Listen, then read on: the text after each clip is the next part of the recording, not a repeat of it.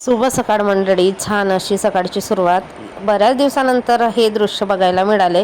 सूर्य बघा मस्त लालसर सफरचंदासारखा झालेला आहे आणि बऱ्याच दिवसानंतर मी असं देखावा बघते आहे.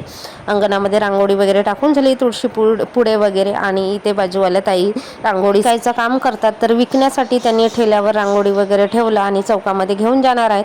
किती सुंदर कलर दिसतात ना, मोबाईलमध्ये तुम्ही बघू शकता. किती छान असे डार्क रंग आहेत आणि खूप सुंदर दिसतात. रुद्रांशची शाळेत जायची तयारी झाली, टिफिन वगैरे पॅक केलं आणि समोर व्हॅनकडे घेऊन जाते. तर इथे बघा, आम्ही जिथे राहतो ना, तिथे ट्रॅक्टरनी वाढू आणत नाही, तर बैलबंडीने वाढू आणतात. आणि हे अंधारामध्ये 4 वाजेपासून 3 वाजेपासून वाढू आणायचं काम करतात बैलबंडीवाले. रुद्रांशचा लास्ट पेपर होता आणि बहुतेक 17-18 तारखेपासून वगैरे सुट्ट्या लागणार होत्या.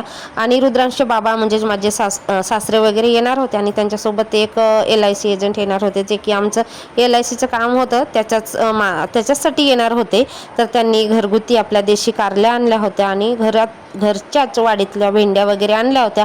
आणि ह्या देशी कारल्या पावसाळ्यात वेल निघतात, म्हणजे जगतात बिया, आणि मग त्या राखीपासून किंवा मग पोळ्यापासून वगैरे कारल्या लागायला सुरुवात होतात. खूप टेस्टी लागतात, देशी असतात, हंगामी स्वरूपातल्याच आहेत. तर ह्या संक्रांतपर्यंत पाणी वगैरे झालं चांगलं तर होळीपर्यंत वगैरे कारल्या निघतात. भाजी करायची होती म्हणून कारल्या चिरून ठेवल्या आणि संध्याकाळी दळण लावायला नेलं होतं. तर गव्हाचं पीठ गरम होतं म्हणून झाकण उघडून थोडा वेळ थंड होण्यासाठी ठेवला होता.